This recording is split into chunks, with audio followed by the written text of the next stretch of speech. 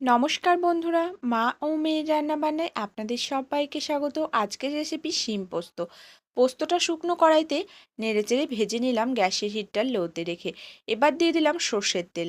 সর্ষের তেলটা ভালো করে গরম করে কাঁচা লঙ্কা আর কালো জিরে ফোড়ন দিয়ে ফোড়নটা ভাজা হয়ে গেলে কেটে ধুয়ে রাখা শিমটা দিয়ে দিলাম। শিমটার সঙ্গে ফোড়নটা ভালো করে নেড়েচেড়ে নিলাম। এবার দিয়ে দেবো পরিমাণ মতো লবণ আর দেবো পরিমাণ মতো হলুদ। আমার চ্যানেলে নতুন বন্ধু হয়ে থাকলে চ্যানেলটি সাবস্ক্রাইব করে আমার পাশে থাকার অনুরোধ রইল। রেসিপিটি কেমন লাগলো কমেন্টের মাধ্যমে জানাতে কিন্তু একদমই ভুলবেন না। যদি ভালো লাগে একটা লাইক অবশ্যই করবেন, আর বাড়িতে একবার রেসিপিটা রান্না করে খেয়ে দেখুন, আশা করছি খুব ভালো লাগবে।